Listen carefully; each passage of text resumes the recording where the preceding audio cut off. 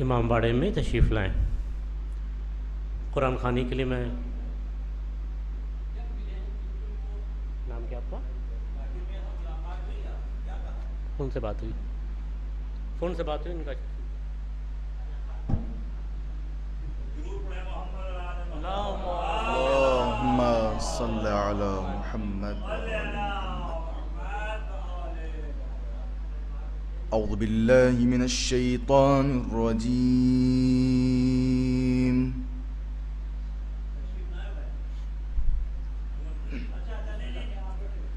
بسم الله الرحمن الرحيم.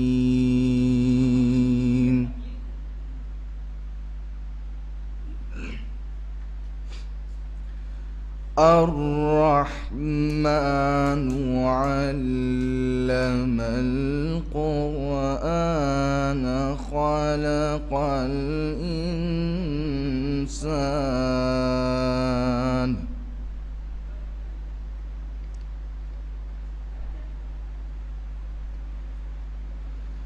علمه البيان الشمس والقمر بحسبان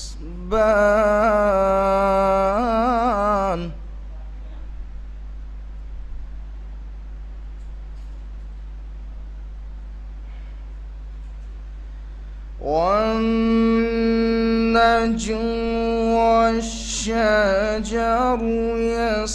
يسجدان والسماء رفعها ووضع الميزان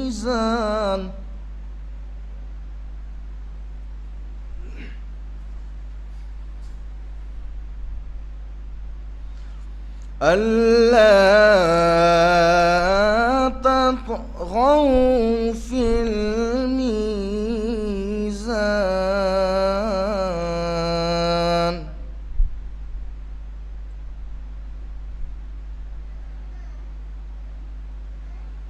وأقيموا الوزن بالقسط ولا تخسروا الميزان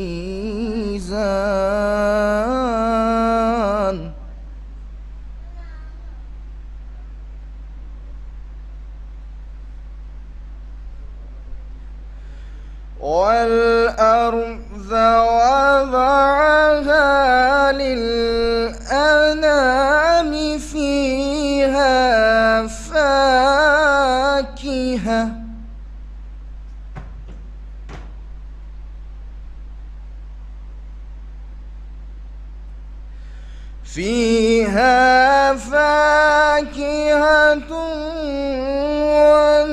والنخل ذات الأكمام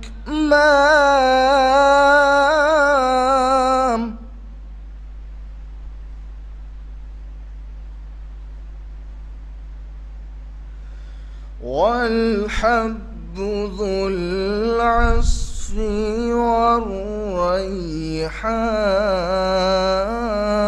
والريحان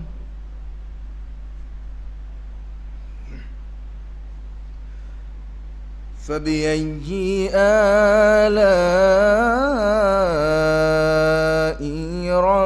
ربكما تكذبان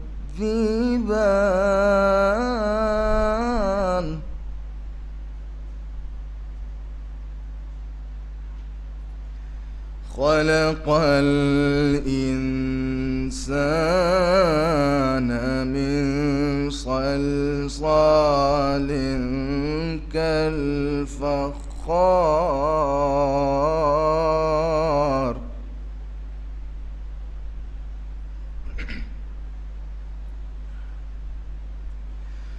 وخلق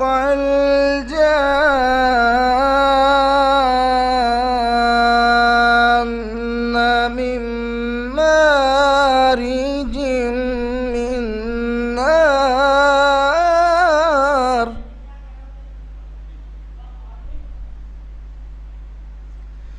فبأي آلاء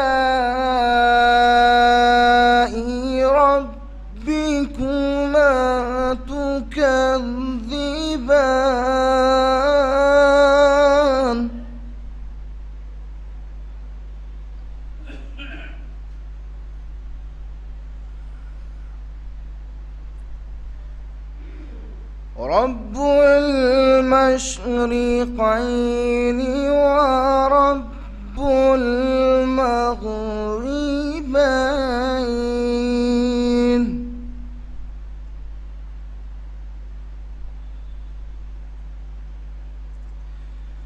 فبأي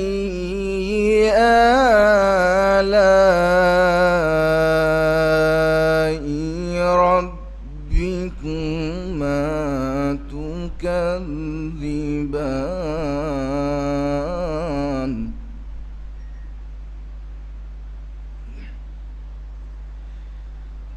مرج البحرين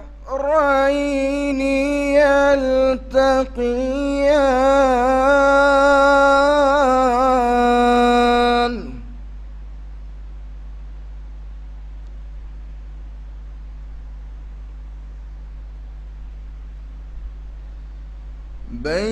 بينهما برزخ لا يبغيان فبأي آلاء ربكما تكذبان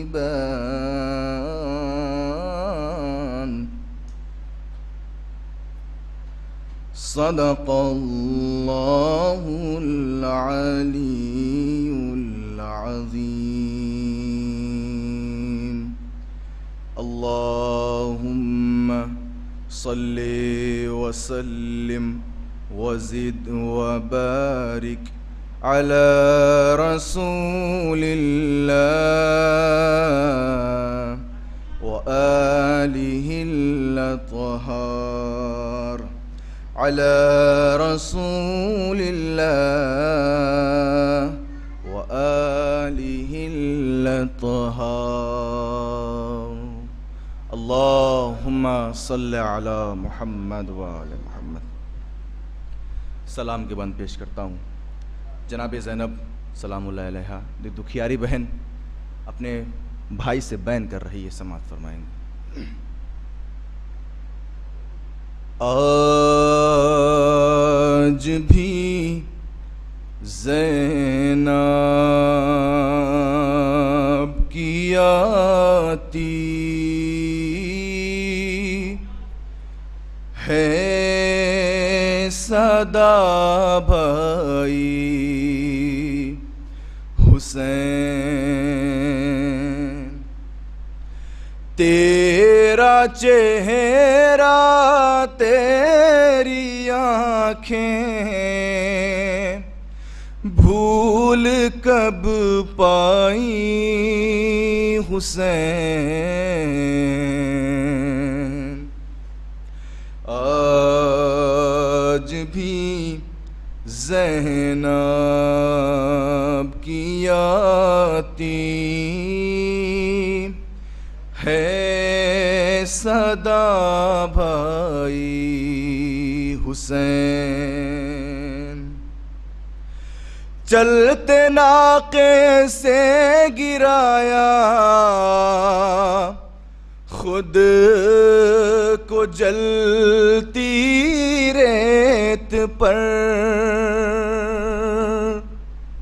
ہے، چلتے ناقے سے گرایا اور خود کو جلتی ریت پر گھٹنیوں کے بل میں تیری لاش تک آئی حسین. بس میں گھبرائی تھی خنجر تجھ پہ چلتا دیکھ کر. جناب زینب اپنے بھائی سے کیا بیان کر رہی ہیں، سماعت فرمائیں. ارے بس میں گھبرائی تھی خنجر تجھ پہ چلتا دیکھ کر پھر کسی مشکل میں گھر کر میں نہ گھبرائی حسین۔ مرنے والوں میں کون تھا جو خوبرو نہیں تھا؟ مرنے والے قمر بنی ہاشم سماعت فرمائیں گے، کون تھا جو مرنے والوں میں نہیں تھا خوبرو؟ ہے کون تھا جو مرنے والوں میں نہیں تھا خوبرو؟ بھولنے بیٹھی تو کس کس کی نہ یاد آئی حسین؟ بھولنے بیٹھی تو کس کس کی نہ یاد آئی حسین؟ ہاتھ میں کوزہ لیے سب آسماں تکتے رہے، ابر نے ایک بوند پانی کی نہ برسائی حسین؟ دور افتادہ سفر سے لوٹ کر میں نے نوید ٹھنڈا پانی جب پیا بس تیری یاد آئی حسین۔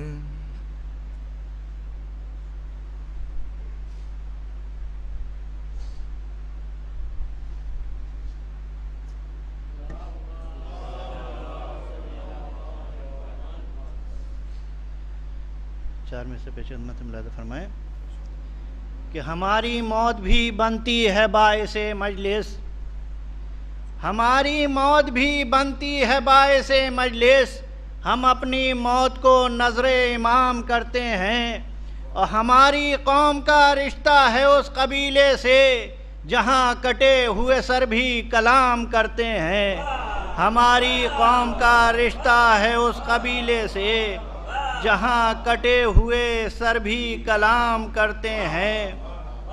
اور یزیدیت سے جو اظہار بیزاری نہیں کرتا، یزیدیت سے جو اظہار بیزاری نہیں کرتا، وہ کلمہ گو شریعت سے وفاداری نہیں کرتا، اور بتاتا ہے تمہارا طنز کرنا ماتم شہ پر، بتاتا ہے تمہارا طنز کرنا ماتم شہ پر کبھی مقتول کی قاتل طرفداری نہیں کرتا، بتاتا ہے تمہارا طنز کرنا ماتم شہ پر کبھی مقتول کی قاتل طرفداری نہیں کرتا۔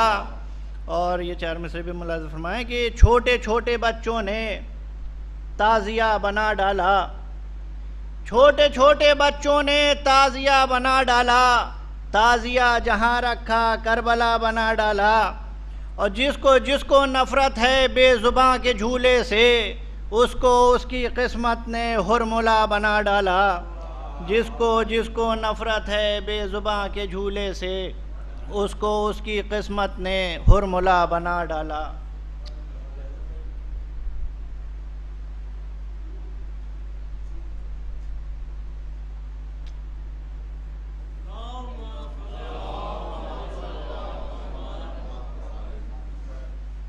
حضرات ایک بار سورہ الحمد اور 3 بار سورہ قل هو اللہ کی تلاوت کر کے نصیر فاطمہ بیگم بنت حسین علی کاظمی صاحب کی روح کو ایصال ثواب فرمائیں۔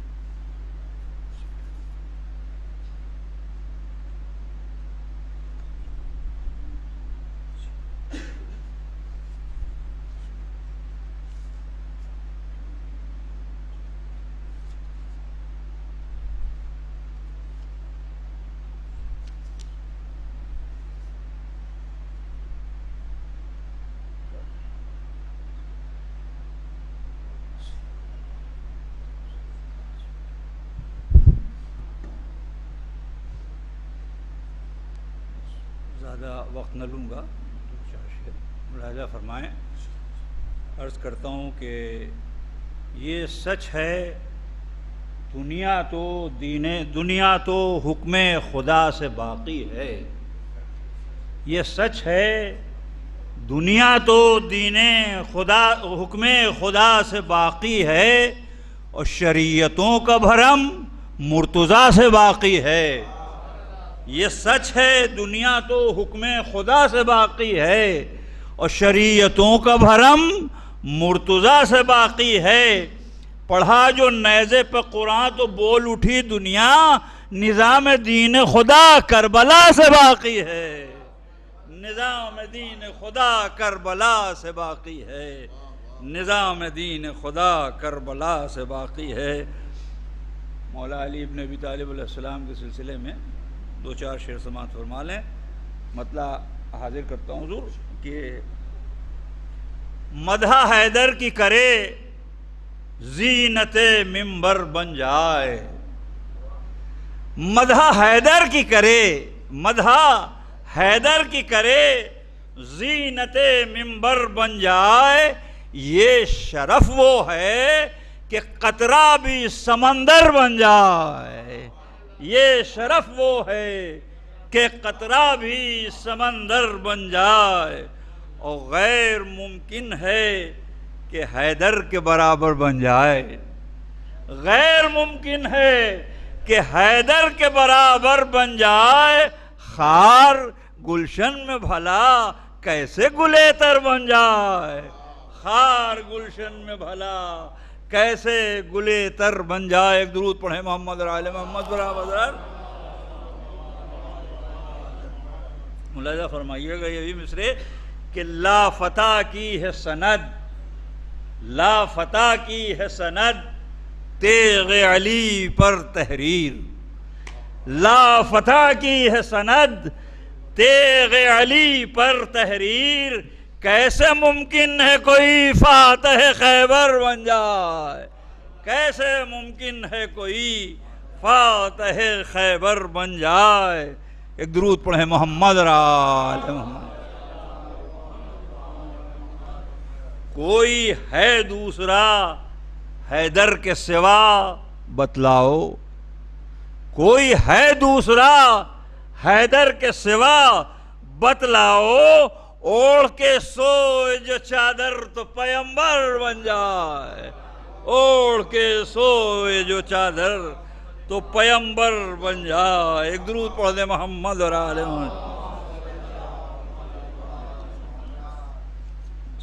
چار شعر کی اور زحمت دے رہا ہوں آپ کو، جناب فاطمہ صلوات اللہ علیہ کی شان میں ملاحظہ فرما لیں کہ ایک درود پڑھیں محمد اور آل محمد۔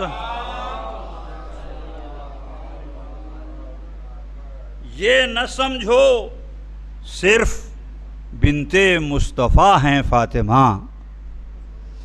یہ نہ سمجھو صرف بنت مصطفیٰ ہیں فاطمہ، ہیں کنیز رب مشیت آشنا ہیں فاطمہ۔ ہیں کنیز رب مشیت آشنا ہیں فاطمہ۔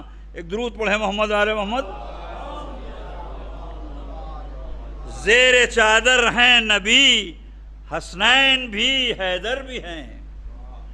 زیر چادر ہیں نبی حسنین بھی حیدر بھی ہیں، مرکز تطہیر لیکن فاطمہ ہیں فاطمہ۔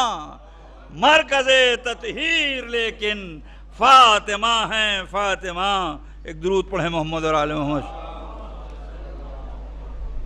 یہ کہا فضا نے رہتی ہی ہوں میں فردوس میں، یہ کہا فضا نے رہتی ہی ہوں میں فردوس میں۔ ارے کوثر و جنت جہاں ہیں، کوثر و جنت وہی ہیں جس جگہ ہیں فاطمہ، کوثر و جنت وہی ہیں جس جگہ ہیں فاطمہ۔ ایک درود پڑھ دیں محمد رسول اللہ۔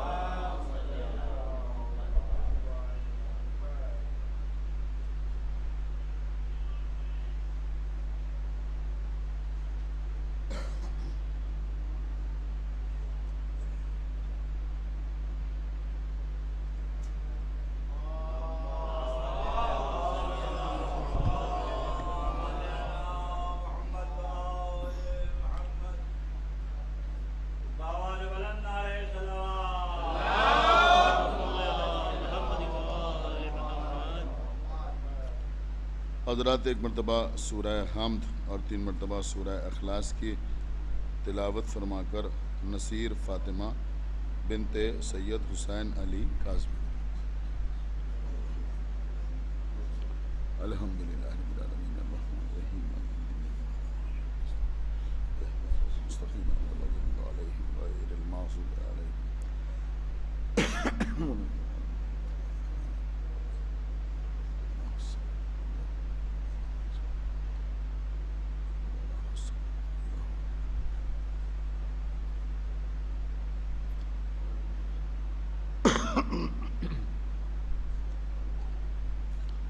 فاتحہ۔ الحمدللہ رب العالمین ایاک نعبد و ایاک نستعین اہدنا الصراط المستقیم صراط الذین انعمت علیہم غیر المغضوب علیہم۔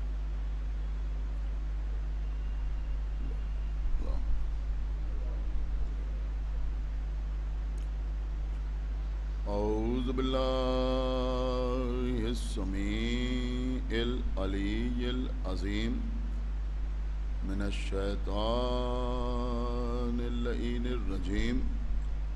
بسم اللہ الرحمن الرحیم۔ الحمد للہ الذی ہدانا لہذا وما كنا لنهتدی لولا ان ہدانا اللہ۔ لقد جاءت رسل ربنا بالحق۔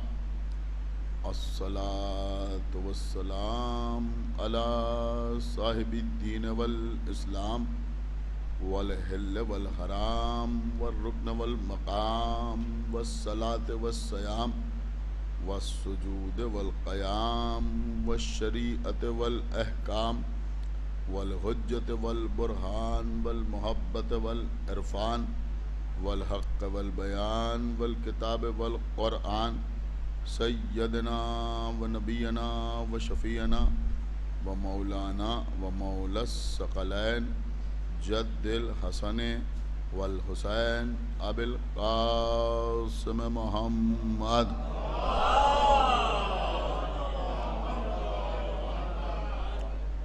وعلى أهل بيته الطيبين الطاهرين المعصومين المظلومين المنتخبين المنتجبين الذين أذهب الله عنهم الرجس وطهرهم تطهيرا۔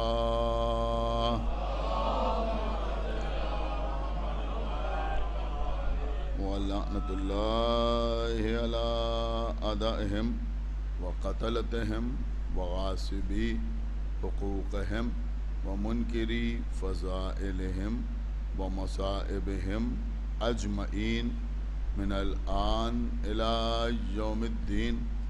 أَمَّا بَعْدُ فَقَدْ قَالَ اللَّهُ سُبْحَانَهُ تَبَارَكَ وَتَعَالَىٰ فِي كِتَابِهِ الْمَجِيدِ وفرقانہ الحمید وقولہ الحق۔ بسم اللہ الرحمن الرحیم۔ المال والبنون زینۃ الحیات الدنیا۔ صلوات پڑھیں پر محمد۔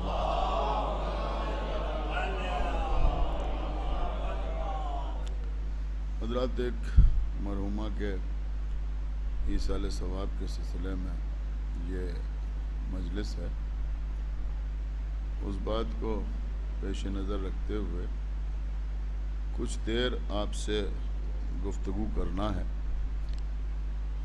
اس گفتگو کے لیے میں نے کلام الہی کی ایک مشہور و معروف آیت کے چھوٹے سے حصے کو سرنامہ سخن قرار دیا۔ ارشاد اقدس الہی ہو رہا ہے کہ المال، مال کا مطلب آپ اچھی طرح سمجھتے ہیں۔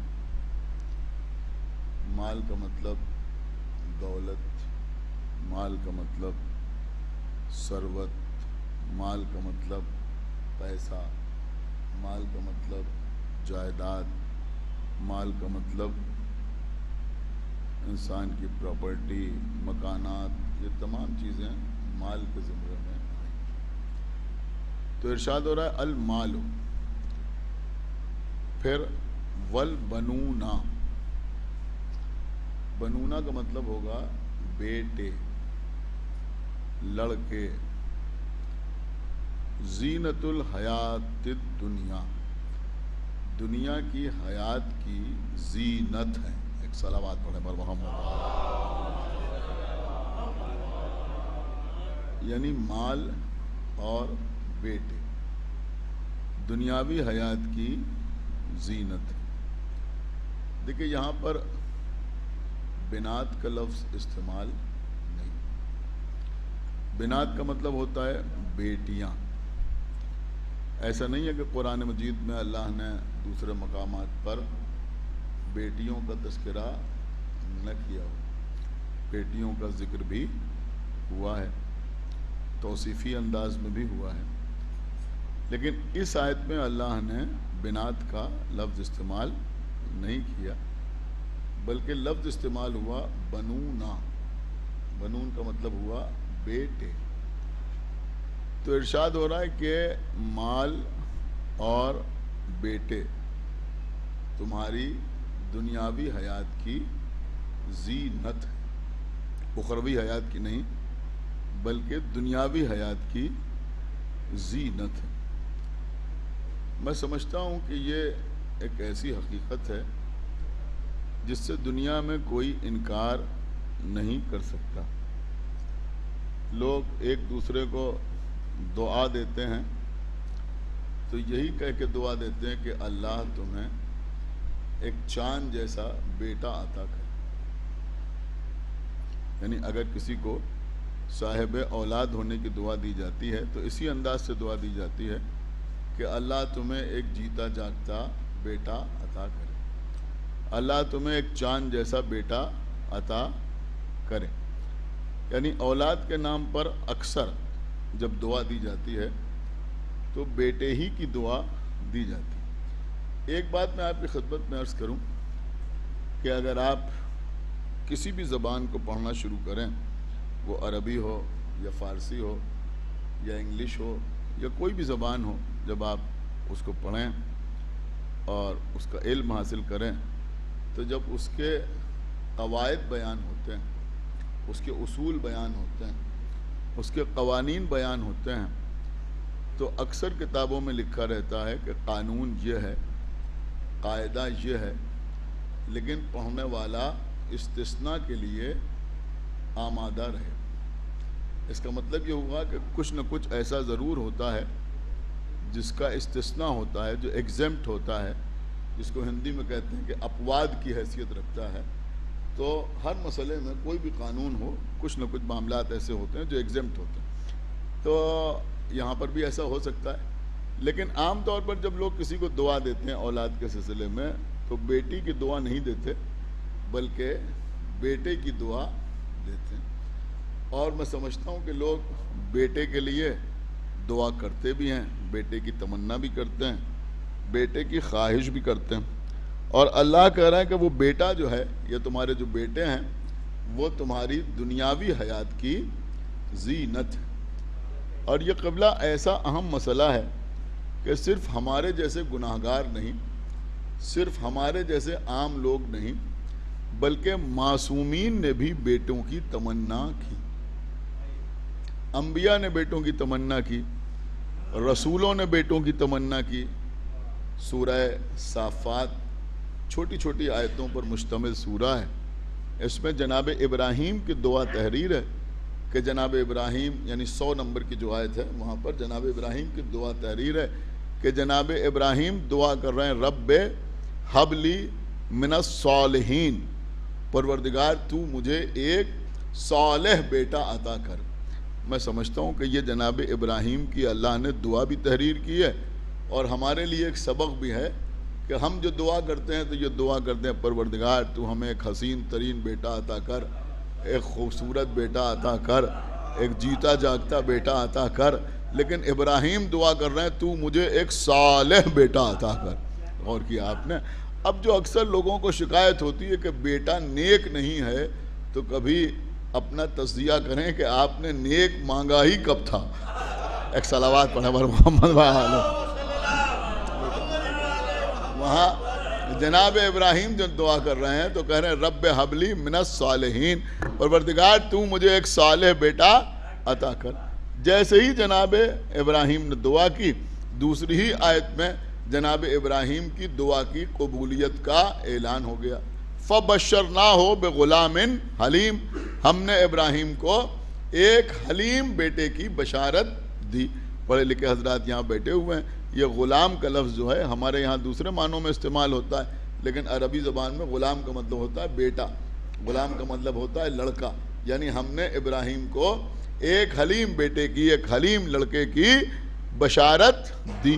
تو ایک فیصلہ اور ہو گیا، جیسے کچھ لوگوں کا یہ خیال ہے کہ کبھی کبھی معصومین کی دعا بھی قبول نہیں ہوتی، تو یہ بات سمجھ میں آتی ہے ان دونوں آیتوں سے کہ معصوم کی دعا کے رد ہونے کا تو سوال ہی نہیں، معصوم کی دعا قبول ہونے میں تاخیر بھی نہیں ہوتی۔ ایک صلوات اور پڑھیں بر محمد وآلہ، تاخیر بھی نہیں۔ آپ غور کیجئے، یہی تو کہا جا رہا ہے فَبَشَّرْنَاهُ بِغُلَامٍ حلیم۔ فا کا مطلب کیا ہوتا ہے؟ اب آپ نہ جانیں کہ فا کا مطلب تو کون جانے گا؟ من کن تو مولا ہو فہذا علی مولا، تو یہ فا کا مطلب کیا ہوتا ہے؟ فوراً، بلا فصل، امیڈیٹ، بغیر تاخیر کیے ہوئے۔ تو ادھر ابراہیم نے دعا کی رب حب لی من الصالحین، اور اللہ نے فوراً ابراہیم کو ایک حلیم بیٹے کی بشارت دی، اور پھر جناب اسماعیل دنیا میں تشریف لائے۔ تو جناب اسماعیل کون تھے؟ کہ یہ حلیم بیٹے تھے، یہ صالح اولاد تھے، کس کی؟ جناب ابراہیم کی۔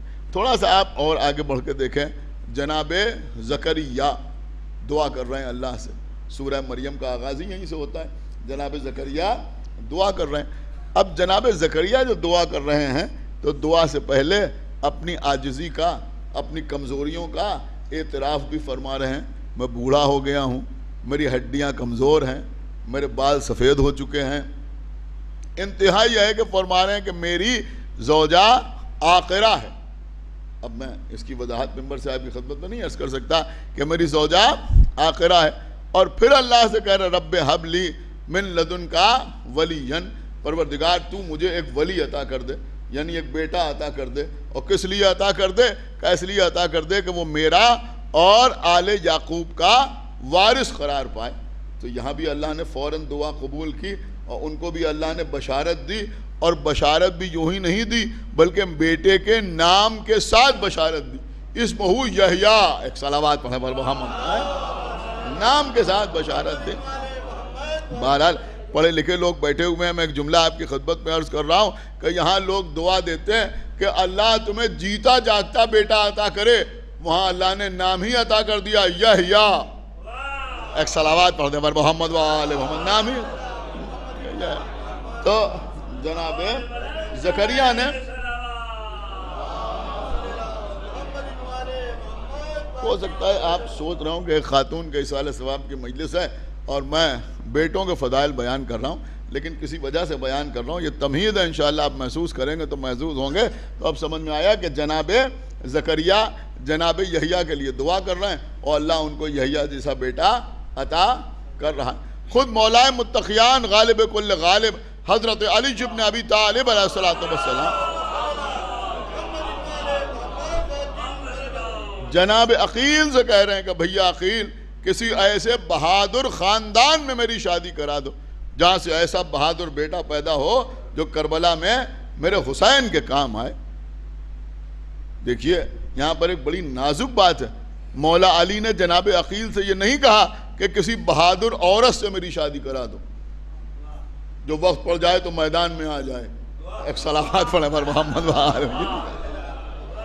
غور کیا آپ نے نہیں غور، یہ نہیں کہا مولا علی نے کہ کسی بہادر عورت سے شادی کرا دو، بلکہ فرمایا کسی ایسے بہادر خاندان میں میری شادی کرا دو جہاں سے ایسا بہادر بیٹا پیدا ہو جو کربلا میں میرے حسین کے کام آئے، میرے حسین کے کام آئے۔ یہاں ایک نکتے کی بات قبلہ یہ ہے کہ جن چیزوں کا تعلق عام لوگوں کے لیے دنیا سے ہوتا ہے، اگر کوئی معصوم ان چیزوں کی دعا کرتا ہے تو وہاں مقصد طلب دنیا نہیں ہوتا، بلکہ وہاں مقصد سبیل آخرت ہوتا ہے۔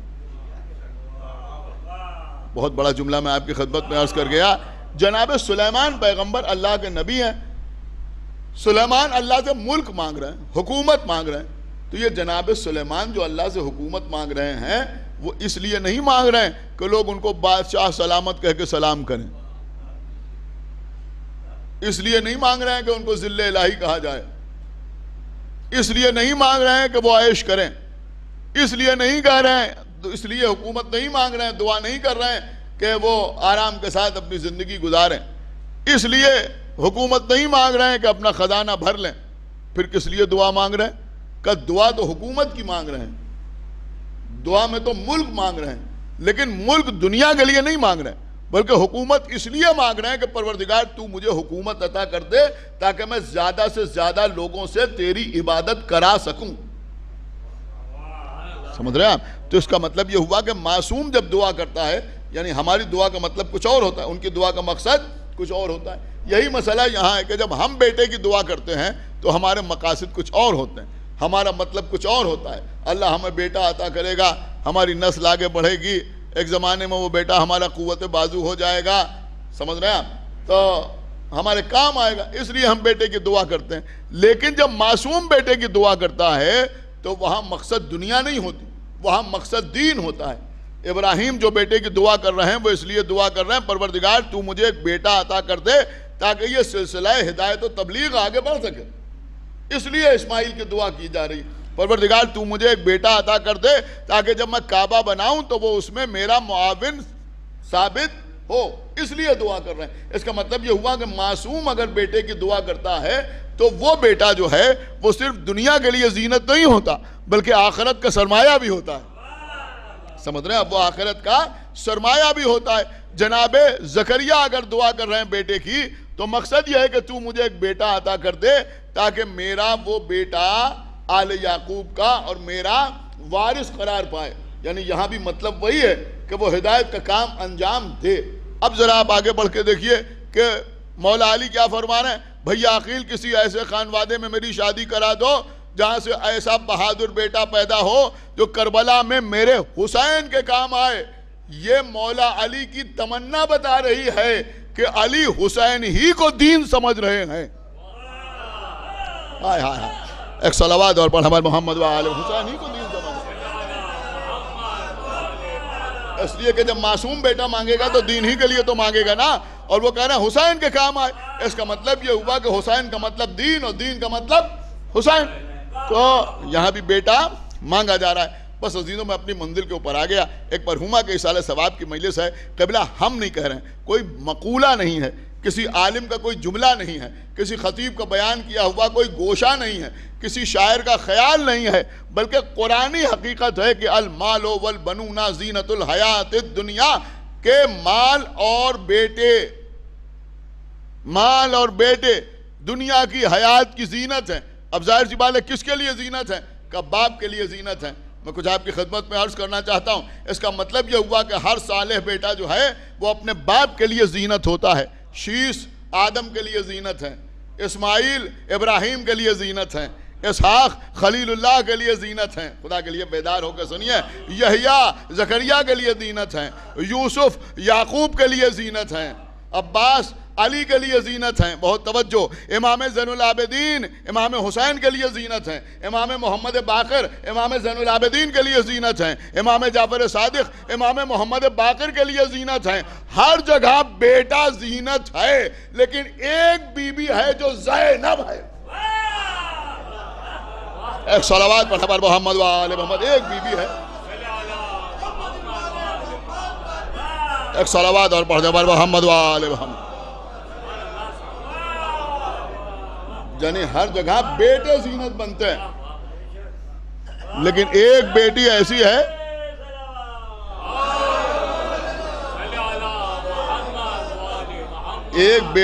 ہے جو اپنے بیٹوں کے لیے نہیں، اپنے شوہر کے لیے نہیں، بلکہ اپنے باپ کے لیے زینت، اپنے باپ کے لیے زینت ہے۔ زینب کا مطلب ہی یہی ہوا، زینب جو اپنے باپ کے لیے زینت ہو۔ وہ بی بی کون؟ کہ وہ ہیں شہزادی زینب سلام اللہ علیہا۔ ایک صلوات پڑھ دیں پر محمد وآلہ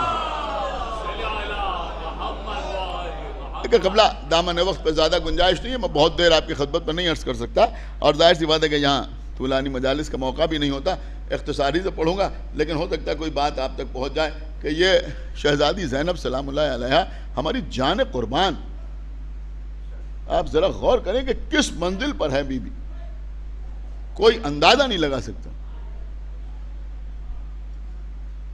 مرحوم خطیب الایمان ایک جملہ پڑھا کرتے تھے، جس کو اکثر ہم دہرانے کا شرف حاصل کرتے ہیں، کہ وہ فرماتے تھے کہ اگر بازار میں کسی شے کی ڈپلیکیسی ہو رہی ہے تو یہ سمجھ لیجئے کہ اس شے کی مارکیٹ میں ویلیو ہے، اس کی کچھ قیمت ہے۔ آپ سمجھ رہے ہیں؟ یعنی اگر کوئی چیز بک رہی ہے بہت زیادہ تو ڈپلیکیسی اسی کی ہوگی، نقل اسی کی ہوگی۔ ہم نے کوئی پروڈکٹ بنایا، وہ پروڈکٹ ہی نہیں بک رہا ہے تو اس کی ڈپلیکیسی کیا ہوگی؟ ایک صلوات پڑھے پر بھئی ڈپلیکیسی جو ہوتی ہے وہ ہمیشہ ایسی ہی چیز کی ہوتی ہے نا جس کی مارکیٹ میں ویلیو ہو۔ اگر مارکیٹ میں ویلیو نہیں ہوگی تو پھر اس کی ڈپلیکیسی کا کوئی سوال نہیں اٹھتا۔ اب وہ دوسرے انداز سے پڑھتے تھے، اب وہ فرماتے تھے کہ 1200 سال سے اوپر ہو گئے امام کی غیبت کو، آج تک نہ معلوم کتنے لوگ دعویٰ کر چکے ہیں، جھوٹے لوگ دعویٰ کر چکے ہیں کہ ہم امام مہدی ہیں۔ کسی نے ہندوستان میں دعویٰ کیا، کسی نے پاکستان میں دعویٰ کیا، کسی نے پنجاب میں دعویٰ کیا، کوئی خانہ کعبہ کے قریب کھڑا ہو گیا کہ ہم امام مہدی ہیں، کسی نے ایران میں دعویٰ کیا۔ نہ معلوم کتنے مذاہب ایسے بن گئے جو دعوے داروں کے فالوورز ہیں، مثلا یہ بہائی ہیں اور دیگر لوگ ہیں، تو جنہوں نے دعویٰ کیا کہ ہم امام مہدی ہیں۔ مرحوم بڑی اچھی بات کہتے تھے، وہ فرماتے تھے کہ بھائی دنیا میں نقلی امام مہدی تو بنے لیکن کوئی نقلی سقیفائی خلیفہ نہیں بنا۔ ایک صلوات پڑھے پر محمد، ایک صلوات اور پڑھتے پر محمد وآلہ کوئی بنا ہے۔ تو جو ڈپلیکیسی ہوتی ہے وہ ایسے ہی نہیں ہوتی، جس چیز کی ویلیو ہوتی ہے اسی کی نقل ہوتی ہے۔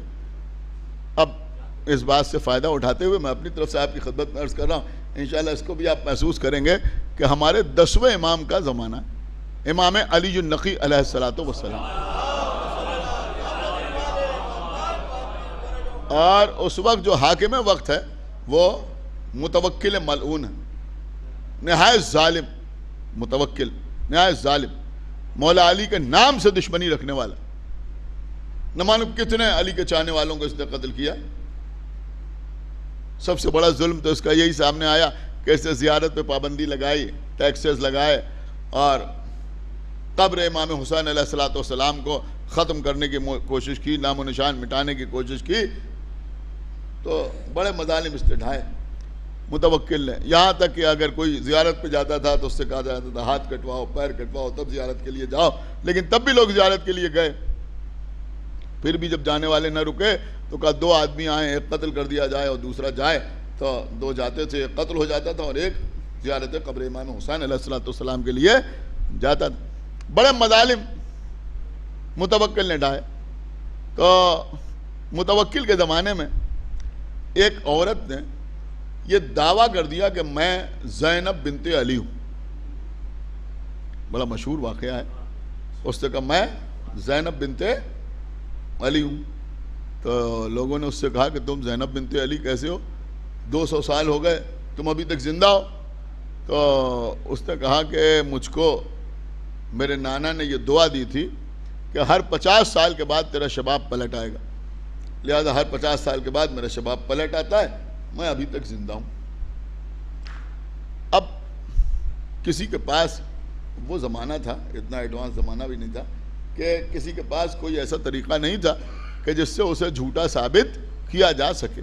اب وہ کہہ رہی ہے میں زینب بنت علی ہوں۔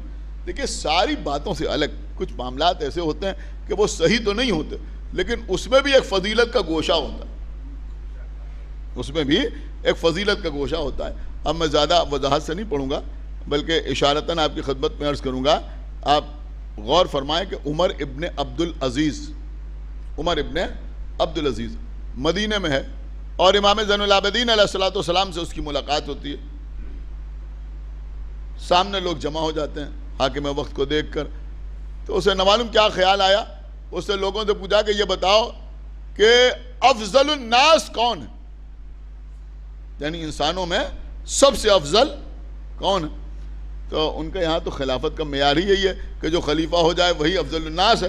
تو لوگوں نے کہا کہ آپ ہی افضل الناس ہیں، سارے انسانوں میں آپ ہی سب سے بہتر ہیں۔ تو اس نے کہا تم جھوٹ کہہ رہے ہو، میں افضل الناس نہیں ہوں۔ کہ پھر افضل الناس کون ہے؟ کہ یہ افضل الناس ہے۔ امام زین العابدین کی طرف اشارہ کیا کہ یہ افضل الناس ہے۔ دیکھیں یہ وہ نقطہ ہے جو اس وقت سماج میں آپ کو قدم قدم پر نظر آ جائے گا۔ کاش کہ میری بات آپ تک پہنچ جائے اور سارے حضرات اس کا ادراک کر لیں۔ تو اس نے کہا میں افضل الناس نہیں ہوں بلکہ یہ افضل الناس ہے۔ امام زین العابدین کی طرف اشارہ کیا تو لوگوں نے پوچھا یہ افضل الناس کیسے ہیں؟ آپ تو حاکم وقت ہیں، آپ افضل الناس نہیں ہیں، یہ افضل الناس ہے۔ تو اس نے کہا یہ اس لیے افضل الناس ہیں کہ کائنات میں ہر شخص ان کے نسب میں داخل ہونے کی کوشش کرتا ہے، یہ کسی کے نسب میں داخل ہونے کی کوشش نہیں۔ صلوات پڑھتے والے محمد و آل محمد۔ ایک صلوات اور پڑھتے والے محمد و آل محمد۔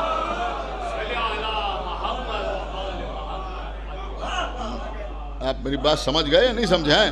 اس زمانے میں بھی آپ کو یہ مناظر دیکھنے کو ملتے ہیں یا نہیں ملتے ہیں؟ میں کہا بھائی ان کے ابا تو نہیں تھے مگر یہ ہو گئے۔ ایک صلوات پڑھتے والے محمد و آل محمد۔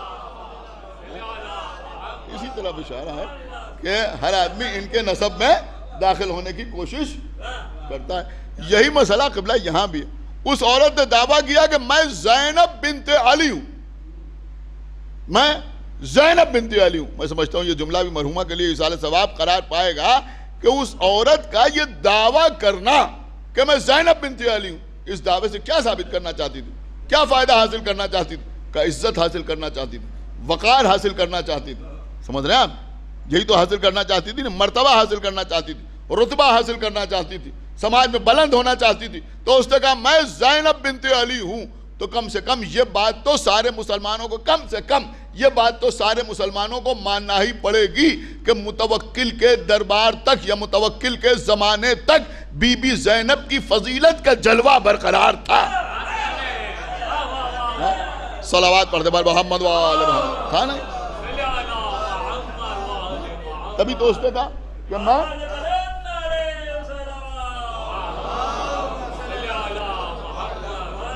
تبھی تو وہ کہہ رہی ہے کہ میں زینب بنت علی ہوں، اور اس کے لیے دلیل پیش کر رہی ہے کہ ہر 50 سال کے بعد میرا شباب پلٹ آتا ہے۔ اب لوگ بڑے پریشان کہ کیسے اس کی بات کو رد کیا جائے۔ لوگوں میں گفتگو ہونے لگی، لوگوں نے متوکل سے آگے کہا کہ تم ہی کچھ کرو، کہ ہم کیا کریں؟ کہا یہ معلوم کرو اور اس کو جھوٹا ثابت کرو کہ یہ کیسے دعویٰ کری کہ یہ زینب بنت علی ہے۔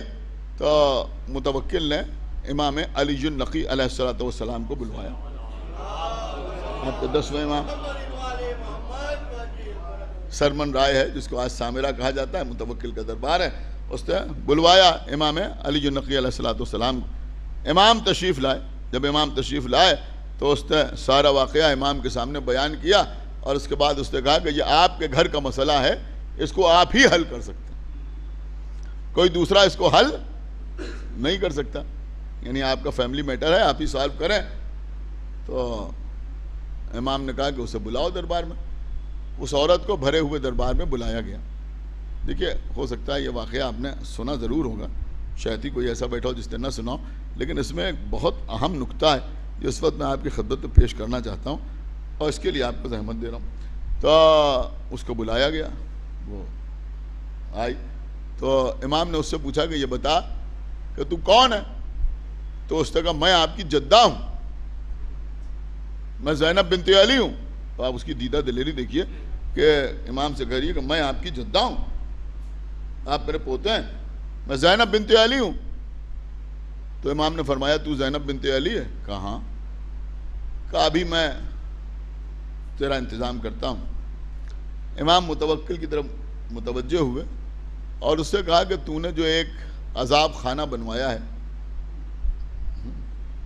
یعنی ٹارچر کرنے کے لیے جو کیبن بنوایا ہے، جو علاقہ تو نے منتخب کیا ہے جہاں مختلف قسم کے درندوں کو رکھا جاتا ہے، اور اگر کسی کو موت کی سزا دی جاتی ہے تو ان درندوں کو 2-3 دن بھوکا رکھا جاتا ہے اور پھر اس شخص کو اس احاطے میں داخل کر دیا جاتا ہے، تو وہ شیر اور چیتے اور اس قسم کے جانور اس کو پھاڑ کھاتے ہیں، اس کا کام تمام ہو جاتا ہے۔ کہاں ایسی جگہ تو ہے۔ تو امام نے اس سے کہا کہ تو اس عورت کو اسی احاطے میں داخل کر دے، اسی باؤنڈری میں لے جا کے چھوڑ دے۔ تو جب امام نے کہا تو اس عورت نے کہا کہ آپ تو مجھے مار ڈالنا چاہتے ہیں، وہاں مجھے کیوں بھیج رہے ہیں؟ تو امام نے کہا کہ تو زینب بنت علی ہے نا؟ اس نے کہا ہاں میں زینب بنت علی ہوں۔ تو فرمایا کہ پیغمبر اسلام کی حدیث ہے کہ اولاد فاطمہ کا گوشت درندوں پر حرام ہے۔ ایک صلوات پڑھتے پر محمد وآل۔ اولاد فاطمہ کا گوشت درندوں پر حرام۔ دیکھیں ابھی بات مکمل نہیں ہوئی ہے، ہو سکتا ہے اسی کے بعد میں مصائب پڑھ کے مجلس کو تمام کر دوں۔ مولا آپ کو سلامت رکھے اور خداوند عالم مرحومہ کے بھی درجات کو عالی کرے، ان کو اعلیٰ علیین میں جگہ عنایت فرمائے۔ تو کہا کہ اس کو وہیں داخل کر دو۔ تو اس نے کہا کہ آپ تو میری جان لینا چاہتے ہیں؟ کہ پیغمبر نے فرمایا ہے کہ اولاد سیدہ کا گوشت جو ہے وہ درندوں پر حرام ہے۔ بس جیسے ہی یہ فرمایا ویسے ہی وہ عورت اٹھی اور دربار سے دوڑتی ہوئی باہر نکلی، اور باہر اس کا ناکا کھڑا ہوا تھا، اور وہ اپنے ناکے پر سوار ہوئی، اور روایت کے جملے یہ ہیں کہ چیخ جیسے بھیڑ بکریوں کو ہکایا جاتا ہے، اور وہ جناب معجزہ۔ لیکن جب امام مثلا کچھ اپنے کو تقوی لکھتے ہیں یا کچھ اپنے کو جوادی لکھتے ہیں، اس لیے کہ ہمارے نوے امام کا ایک لقب تقی بھی تھا اور ایک لقب جواد بھی تھا، تو کچھ تقوی لکھتے ہیں کچھ جوادی لکھتے ہیں۔ حسنی سادات بھی دنیا میں بڑی تعداد میں ہیں، تو لیکن حسینی سادات بہت زیادہ ہیں، لیکن جتنے بھی سادات ہیں وہ سب کے سب بی بی فاطمہ زہرا سے اپنا رشتہ جوڑتے ہیں یا نہیں جوڑتے؟ یہاں بھی سادات بیٹھے ہوئے ہیں، ایسے سادات بیٹھے ہوئے جن کے پاس ان کے شجرے موجود ہیں۔ بہت توجہ، بالکل کھرے سید، غور کریں آپ، بالکل کھرے سید، نجیب الطرفین سادات۔ نجیب الطرفین کا مطلب کیا ہوتا ہے؟ یعنی طرفین سے، اس طرف سے بھی اور اس طرف سے بھی، یعنی ددھیال اور ننھیال دونوں سے نجیب ہوں، یعنی ددھیال کے اعتبار سے بھی سید اور ننھیال کے اعتبار سے بھی سید۔ نہ معلوم کتنے سادات یہاں بیٹھے ہوں گے اور ساری دنیا میں بکھرے پڑے ہیں۔ اب ظاہر سی بات ہے کہ اب یہاں میں ساری دنیا میں جو سادات ہیں ان سے تو نہیں کہہ رہا ہوں، جو لوگ یہاں بیٹھے ہوئے ہیں جو سیادت کے دعوے دار ہیں، جن کا ماشاءاللہ شجرہ بھی موجود ہے، خاندانی سید ہیں، ان کے سید ہونے میں ان کی بات نہیں کر رہا ہوں کہ جو بن جائیں، میں ان کی بات کر رہا ہوں جو بالکل 100% سید ہیں، جن کے سید ہونے میں کوئی شک نہیں ہے، کوئی شبہ نہیں ہے۔ وہ سب اولاد فاطمہ ہیں یا نہیں ہیں؟ بتائیے آپ، سب کے سب اولاد فاطمہ ہیں یا نہیں ہیں؟ کہاں ہیں؟ اب آپ ان میں سے کسی سید صاحب سے کہیے کہ کل آپ ہمارے ساتھ زولوجیکل گارڈن چلیں اور شیر کے باڑے میں چلے جائیں، آپ بتائیے کوئی جانے کے لیے تیار ہو؟ بہت خاموش ہو گیا، کوئی جانے کے لیے تیار ہوگا؟ ایک صلوات پڑھتے پر محمد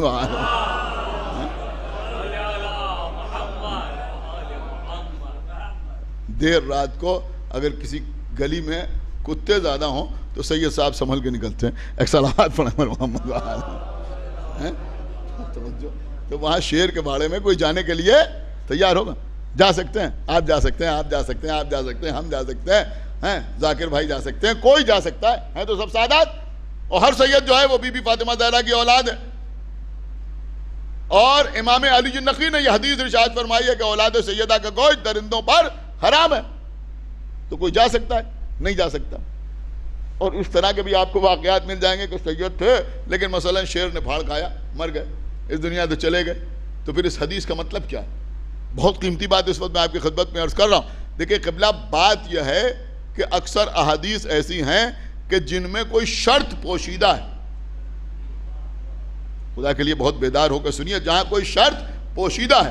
یہ جو پیغمبر نے فرمایا ہے کہ اولاد سیدہ کا گوشت درندوں پر حرام ہے, یہاں عصمت شرط ہے. دیکھیے میں نے بالکل پریکٹیکل بات آپ کی خدمت پہ عرض کی ہے. ایک صلوات پڑھتے ہیں محمد و آل محمد.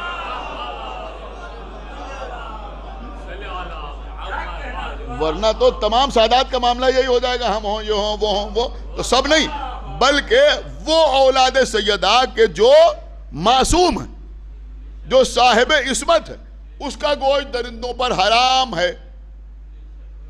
اس کا گوشت درندوں پر حرام ہے. اب آپ مجھے بتائیں, بات سمجھ میں آ گئی آپ کی نا, کہ وہ اولاد سیدہ نہیں, ابھی جو نقطہ ہے وہاں تک آپ بالکل نہیں پہنچے, کہ ہر وہ سیدہ کی اولاد جس کا گوشت درندوں پر حرام ہے اس کا معصوم ہونا ضروری ہے.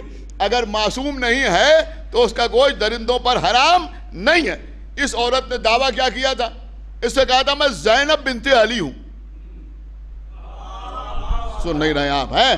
اس نے کہا تھا میں زینب بنت علی ہوں. زینب ہونے کا دعویٰ کیا تھا.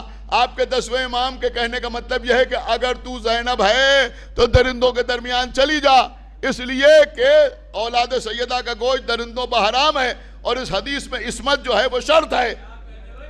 کیا جناب, اس حدیث میں عصمت جو ہے وہ شرط ہے. ارے بھیا میں کیا عرض کر گیا, کسی شاعر نے نہیں, کسی خطیب نے نہیں, کسی ذاکر نے نہیں, کسی عالم نے نہیں, کسی عالم نے نہیں, کسی مجتہد نے نہیں, بلکہ امام علی النقی علیہ السلام نے اس حدیث کے ذریعے, اس واقعے کے ذریعے بی بی زینب کو معصوموں کے زمرے میں شامل کیا یا نہیں کیا؟ ایک صلوات پڑھتے ہیں محمد و آل محمد. ایک صلوات اور پڑھتے ہیں محمد و آل محمد. یہ نتیجہ نکل رہا ہے یا نہیں نکل رہا؟ ایک صلوات اور پڑھتے ہیں محمد.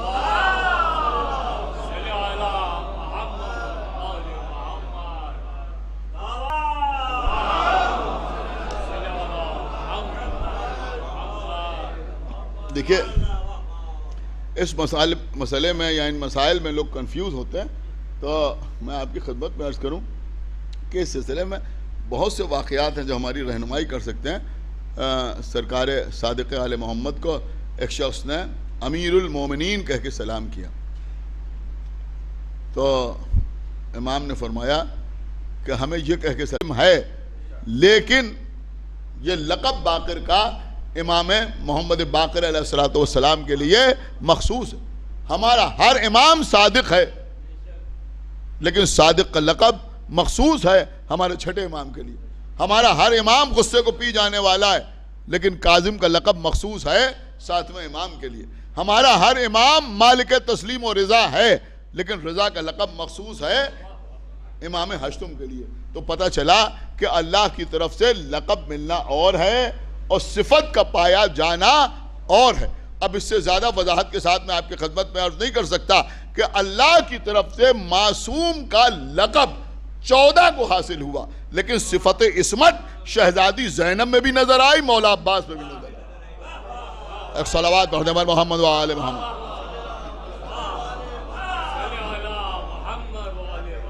دونوں میں نظر آئی.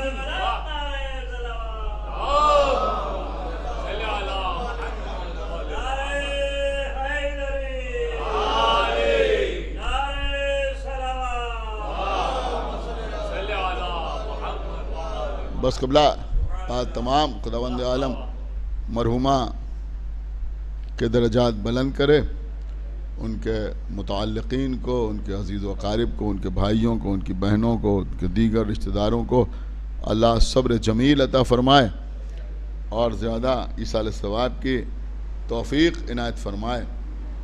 ان کے جو فرائض رہ گئے ان کو ادا کرنے کی توفیق عنایت فرمائے.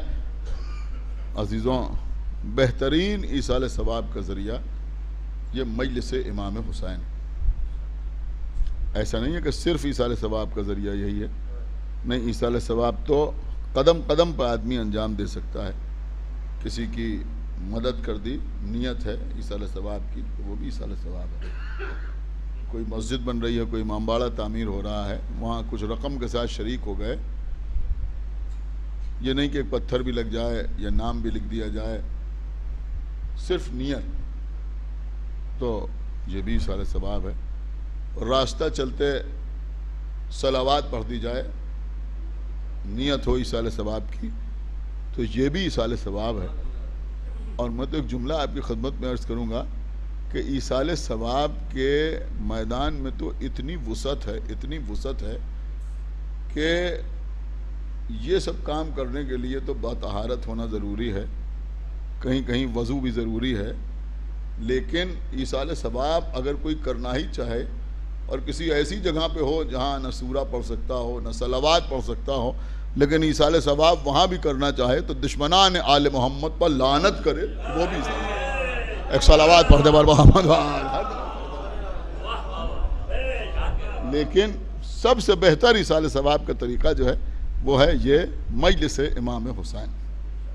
اور قبلہ مجلس کی اہمیت کیا ہے، مجلس کی فضیلت کیا ہے، اس کو دنیا میں کون سمجھ سکتا ہے۔ ایک بہت بڑے عالم گزرے مولانا ظفر حسن صاحب قبلہ امروہوی، انہوں نے بہت سی کتابیں تحریر کی ہیں اور بہت اچھی کتابیں تحریر کی ہیں، تفسیر قرآن بھی انہوں نے تحریر کی ہے۔ تو ان کی ایک کتاب ہے 2 جلدوں میں، مصباح المجالس، انہوں نے اس کتاب میں ایک واقعہ لکھا ہے جو میں آپ کی خدمت میں عرض کروں اور اسی کے اوپر انشاءاللہ مجلس تمام ہو جائے۔ وہ تحریر کرتے ہیں کہ ایک عالم دین تھے، اب انہوں نے ان عالم دین کا نام نہیں لیا، تو جب انہوں نے تحریر نہیں کیا تو میں اپنی طرف سے بھی آپ کی خدمت میں نہیں عرض کر سکتا۔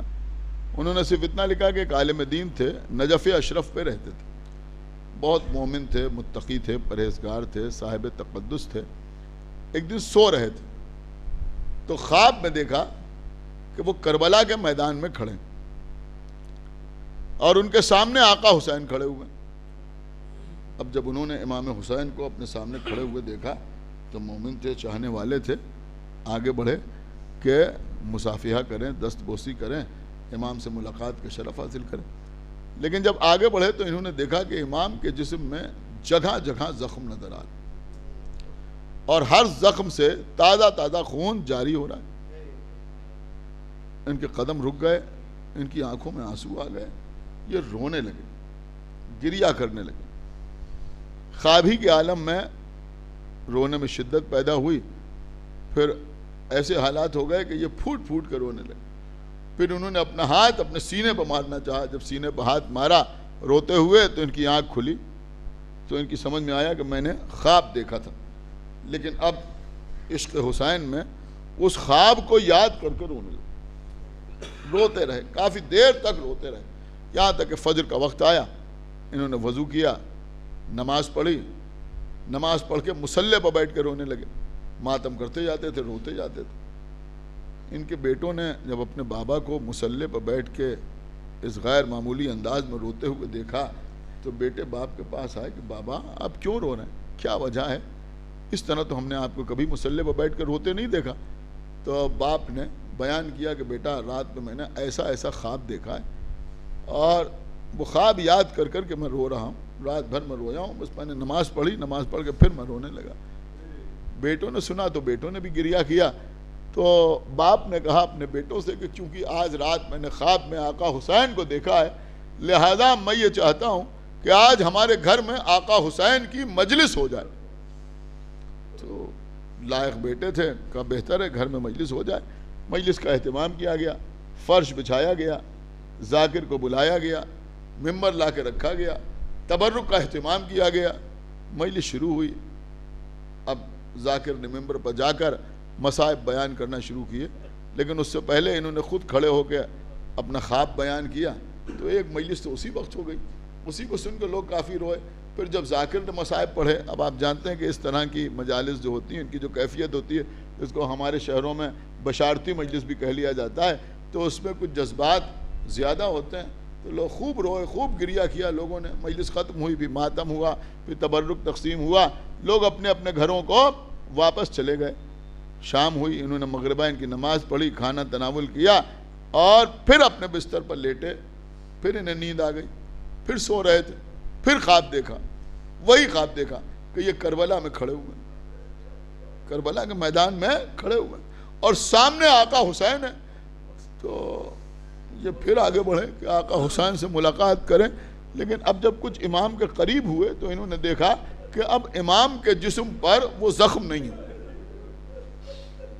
بس میرے خیال میں 2 منٹ یا 3 منٹ کے اندر مجلس تمام ہو رہی ہے، انہوں نے دیکھا کہ اب امام کے جسم پر وہ زخم نہیں ہے، نہ وہ خون بہ رہا ہے۔ تو انہوں نے پوچھا کہ آقا حسین، کل ہم نے آپ کو خواب دیکھا تھا تو آپ کے بدن پر بڑے زخم تھے، بڑے خون تھے، آج وہ سارے زخم کہاں چلے گئے، وہ خون کہاں چلا گیا؟ تو امام نے فرمایا کل جو تم نے مجلس کا انعقاد کیا اور اس مجلس میں جو مومنین آئے اور جو انہوں نے ہمارے مصائب سن کے آنسو بہائے، تو وہ آنسو ہمارے زخموں کا مرہم بن گئے، ہمارے زخم اچھے ہو گئے، لہذا اب تمہیں خون نظر نہیں آ رہا ہے۔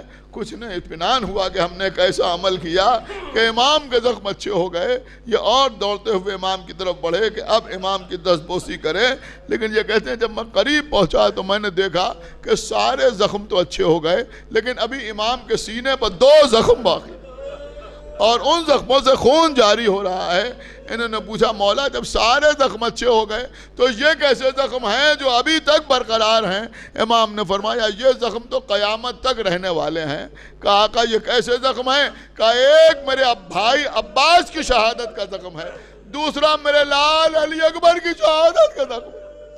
جزاک اللہ، آپ کی آوازیں بلند ہو گئیں، خدا کسی غم میں نہ رلائے سوائے غم امام حسین علیہ السلام کے۔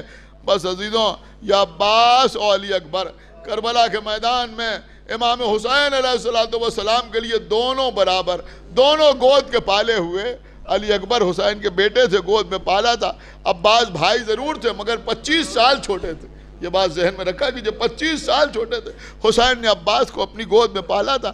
نجم الحسن کراروی صاحب نے تحریر کیا ہے کہ جب آقا عباس کی ولادت ہوئی تو جناب ام المنین کے سامنے آقا حسین بالکل ویسے ہی پہنچے جیسے خانہ کعبہ کے سامنے رسول اللہ پہنچے تھے۔ فاطمہ بنت اسد کی طرف ہاتھ پھیلا کے کہا تھا میرا بھائی کیسا ہے؟ جو جواب فاطمہ بنت اسد نے رسول کو دیا تھا وہی جواب ام المنین نے حسین کو دیا، تمہارا بھائی آنکھیں نہیں کھولتا، کہا لائیے میرے بھائی کو مجھے دے دیجئے۔ حسین نے عباس کو آغوش میں لیا، آنکھیں کھولیں تو سب سے پہلے حسین کا چہرہ دیکھا۔ ہاں عزیزوں، حسین عباس کو لیے ہوئے مولا علی کے پاس آئے، آگے کہا بابا اگر آپ اجازت دیں تو اس بھائی کی پرورش میں کروں۔ کہا بیٹا تم نہ پرورش کرو گے تو کون پرورش کرے گا؟ ہم نے اسے مانگا ہی تمہارے لیے ہے۔ ہاں عزیزوں، تو وہ عباس جن کو حسین نے گود میں پالا تھا، وہ علی اکبر جن کو حسین نے گود میں پالا تھا، کربلا میں ان دونوں نے حسین سے ایک ایک چیز مانگی لیکن حسین نہ دے سکے۔ ارے علی اکبر نے پانی مانگا، اے بابا اگر تھوڑا سا پانی مل جاتا تو میں ان دشمنوں کو بتا دیتا کہ علی کا پوتا کیسے جنگ کرتا ہے۔ کہا بیٹا اپنی زبان میرے دہن میں دے دو۔ علی اکبر نے زبان حسین کے دہن میں دی، یہ کہہ کے باہر نکال لی بابا آپ کی زبان میں تو کانٹے پڑے ہوئے ہیں۔ ہاں عزیزوں، عباس نے پانی نہ مانگا لیکن تلوار چلانے کی اجازت مانگی، جنگ کرنے کی رضا مانگی، لیکن حسین اپنے بھائی کو جنگ کرنے کی اجازت نہ دے سکے۔ اب ذرا سوچئے کہ عباس و علی اکبر کی شہادت پر حسین کا کیا حال ہوا ہوگا۔ میں سمجھتا ہوں اتنی تمہید کے بعد اب اگر آپ یہ 2 مصرعے سنیں تو یقیناً آپ کی آنکھوں میں آنسو ضرور آئیں گے کہ عباس مر گئے، علی اکبر جدا ہوا، ہم سے کسی نے یہ بھی نہ پوچھا کہ کیا ہو۔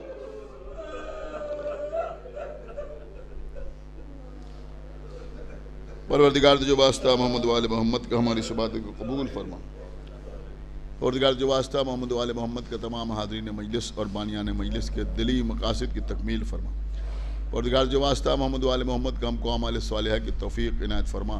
ہمارے عقائد کو صحیح و سالم رکھ، ہم جب تک زندہ رہیں آل محمد کی محبت اور ان کے دشمنوں کی عداوت پہ زندہ رہیں، اور دنیا سے جائیں تو یہ دونوں عظیم ترین نعمتیں اپنے ساتھ لے کے جائیں۔ پروردگار جلد از جلد ہمارے امام زمانہ کا ظہور فرما اور ان کے اصحاب اور انصار میں ہمارا شمار فرما۔ حضرات 1 مرتبہ سورہ حمد اور 3 مرتبہ سورہ اخلاص کی تلاوت فرما کر نصیر فاطمہ بنت سید حسین علی کاظمی کے نام۔ بسم اللہ الرحمن الرحیم، الحمدللہ رب العالمین الرحمن الرحیم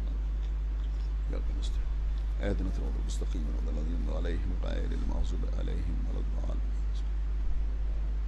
بالله السميع كله كفوا احد بسم الله الرحمن الرحيم كله كفوا احد بسم الله الرحمن الرحيم اللهم صل على محمد وعلى آله.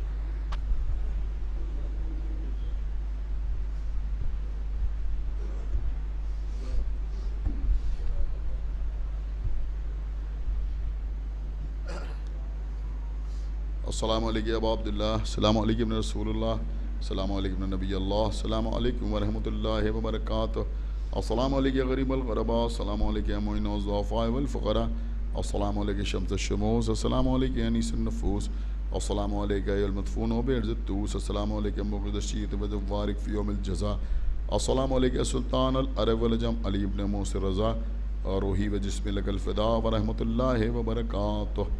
السلام علیکم یا صاحب العصر والزمان، الامان الامان الامان، السلام علیکم یا خلیفۃ الرحمن، السلام علیکم یا شریک القرآن، السلام علیکم یا مظہر الایمان، السلام علیکم امام زمانہ ھذا اجر اللہ فرجک وصلی اللہ مخرجک وظہورک ورحمۃ اللہ وبرکاتہ.